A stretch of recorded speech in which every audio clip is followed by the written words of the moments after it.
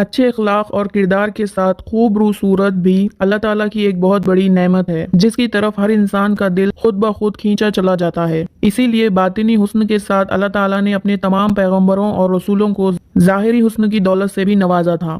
چنانچہ ہمارے پیارے نبی حضرت محمد صلی اللہ علیہ وسلم اللہ کے بھیجے گئے تمام پیغمبروں اور پوری نسل انسانیت میں سب سے خوبصورت اور حسین شکل و صورت کے مالک تھے۔ اللہ تعالیٰ نے سلطان عرب و عجم حضرت محمد صلی اللہ علیہ وسلم کی مثال نہ کسی کو پیدا کیا اور نہ کبھی کوئی پیدا ہوگا۔ حضور صلی اللہ علیہ وسلم اپنی خوبیوں اور کمالات اور ظاہری خصوصیات میں ایسے یکتا ہے کہ اس میں کوئی آپ کا شریک نہیں ہے۔ اللہ تعالیٰ نے محمد صلی اللہ علیہ وسلم کا مکمل حسن و جمال دنیا میں ظاہر نہیں فرمایا۔ اگر آپ صلی اللہ علیہ وسلم کا مکمل حسن ظاہر کر دیا جاتا تو کسی میں آپ صلی اللہ علیہ وسلم کی طرف دیکھنے کی صلاحیت نہ ہوتی۔ اللہ تعالیٰ نے اپنے محبوب نبی کو جمال عطا فرمایا تھا۔ جمال کے معنی پورے حسن کا تمام اعضاء تندرست ہونا اور جسم کے تمام حصوں کو پرفیکٹ ہونے کو کہا جاتا ہے کہ اس کے آگے پرفیکشن کا کوئی تصور ہی نہ ہو۔ لہٰذا اللہ تعالیٰ نے محمد صلی اللہ علیہ وسلم کو حسن و جمال دونوں میں اعلیٰ ترین مقام عطا کیا تھا، جسے ہم پرفیکٹ پرسنالٹی کہہ سکتے ہیں۔ اس کو شاعر علامہ اقبال نے کچھ یوں بیان کیا ہے کہ دنیا کے ہر رنگ و بو میں جہاں بھی نظر دوڑائے، اس کی مٹھی سے جو بھی حسن و چمک ظاہر ہو رہی ہے وہ یا تو محمد صلی اللہ علیہ وسلم کے نور سے چمک دمک رہی ہے یا ابھی تک محمد صلی اللہ علیہ وسلم کی تلاش میں ہے۔ حدیث کی کتابوں اور صحابہ اکرام کی اقوال سے یہ پتہ چلتا ہے کہ آپ صلی اللہ علیہ وسلم کا جسم مبارک تمام حصوں میں مکمل تناسب پایا جاتا تھا۔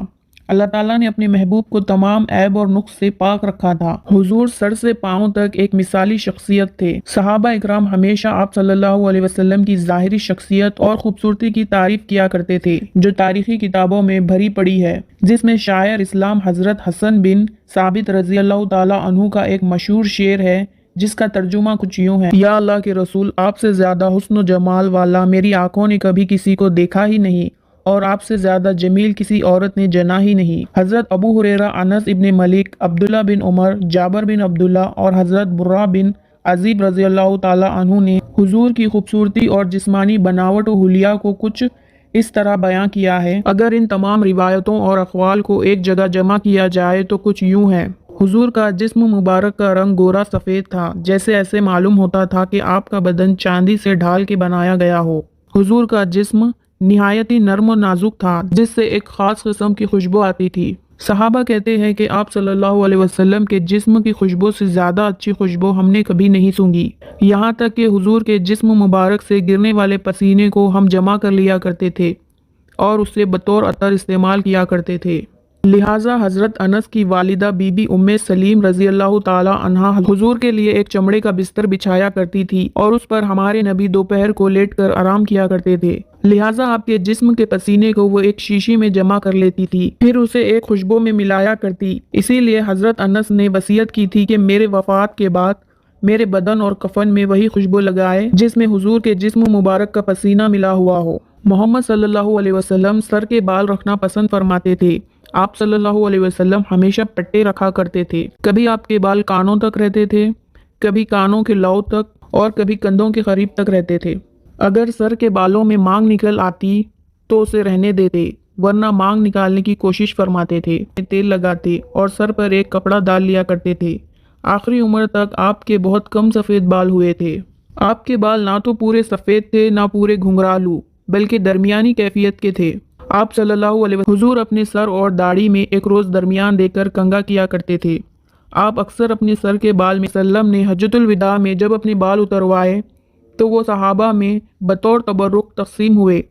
بی بی ام سلمہ نے ان بالوں کو ایک شیشی میں رکھ دیا تھا، اور جب کسی شخص کو نظر لگ جایا کرتی یا کوئی مریض ہوتا تو آپ اس شیشی کو پانی میں ڈبو کر دیتی تھی اور اس پانی سے شفا حاصل ہو جاتی تھی۔ آپ صلی اللہ علیہ وسلم کا چہرہ مبارک نہایت ہی پر نور خوبصورت تھا، نہ زیادہ گول تھا اور نہ زیادہ پھلا ہوا تھا۔ آپ کے دانت مبارک ابدار موتیوں کے جیسے تھے، جو سفید چہرے کے ساتھ چمکتے تو یاقوت کی موتی جیسے لگتے۔ حضور کی آنکھیں بڑی سیاہ اور سرمئی تھی، جب آپ کی طرف کوئی نظر کرتا تو یوں سمجھتا کہ آپ کے آنکھوں میں سرما لگا ہے، جبکہ آپ کے آنکھوں میں سرما موجود نہ ہوتا۔ پیشانی مبارک کشادہ تھی، بھویں باریک اور گھنی تھی، اور دونوں بھویں اس قدر قریب تھی کہ دور سے ملی ہوئی معلوم ہوتی تھی، اور ان دونوں بھووں کے درمیان ایک رگ تھا جو غصے کے وقت معجزہ عطا فرمایا تھا کہ آپ ان مقدس آنکھوں سے ایک ہی وقت میں آگے پیچھے ابھر جاتا تھا۔ آنکھوں کی پلکیں گنی اور درست تھی۔ اللہ تعالیٰ نے آپ کو ایسا اوپر نیچے دائیں بائیں دن رات اندھیرے اور اجالے میں بھی دیکھ سکتے تھے۔ آپ صلی اللہ علیہ وسلم کی ناک مبارک نہایت ہی خوبصورت اور اونچی تھی۔ ناک کی بلندی سے اس پر نور چمکتا معلوم ہوتا تھا۔ آپ صلی اللہ علیہ وسلم کے کان میں بھی معجزانہ شان تھی۔ آپ خود ارشاد فرمایا کرتے کہ میں ان چیزوں کو دیکھتا ہوں جو تم میں سے کوئی نہیں دیکھتا، اور ان آوازوں کو سنتا ہوں جن کو تم میں سے کوئی نہیں سنتا۔ حضور صلی اللہ علیہ وسلم کے رخسار مبارک نرم و نازک تھے، یہاں تک کہ آپ جب گفتگو کرتے تو آپ کے دونوں گال ہموار ہو جایا کرتے۔ حضور کی گردن مبارک نہایت ہی متعدل سرائی دار جو خوبصورتی اور صفائی میں نہایت ہی بے مثال تھی۔ حضور کی مقدس ہتھیلیاں چوڑی گوشت سے بھر اپنے ہاتھوں کو خوشبودار پاتا۔ حضور کا شکم اور سینہ مبارک دونوں ہموار اور برابر تھے۔ سینہ چوڑا تھا اور بھری ہوئی، کلائی لمبی، بازو درست، جبکہ ہتھیلیاں نہایت ہی نرم و نازک تھے، جس سے ایک خاص قسم کی خوشبو آتی تھی۔ چنانچہ جس شخص سے مصافحہ فرماتے وہ دن مقدس چھاتیاں اور پورا شکم بالوں سے خالی تھا، البتہ کانوں اور کلائیوں پہ کچھ بال تھے۔ آپ نہ تو زیادہ لمبے قد والے تھے اور نہ ہی چھوٹے قد والے، بلکہ آپ کا قد میانہ تھا، لیکن جب آپ کسی لمبے قد والے شخص کے ساتھ چلتے تو اس سے بھی بلند نظر آتے۔ محمد صلی اللہ علیہ وسلم کا چہرہ اس قدر روشن اور پر نور تھا کہ مسلسل دیکھنے پر آنکھیں آپ کی طرف نظر بھر کر دیکھ نہ پاتا۔ حضرت جابر رضی اللہ تعالیٰ عنہ چندیا جاتی۔ چہرہ سورج کی طرح روشن تھا، اور کوئی شخص بھی انہوں کا بیان ہے کہ میں رسول اللہ صلی اللہ علیہ وسلم کو ایک مرتبہ چاندنی رات میں دیکھ رہا تھا۔ اس وقت آپ صلی اللہ علیہ وسلم ایک سرخ دھاری دار چادر اوڑھے ہوئے تھے۔ میں ایک مرتبہ چاند کی طرف دیکھتا اور ایک مرتبہ حضور کے چہرے کو دیکھتا، یہاں تک کہ میں نے فیصلہ کیا کہ حضور کا چہرہ چاند سے بھی زیادہ خوبصورت تھا۔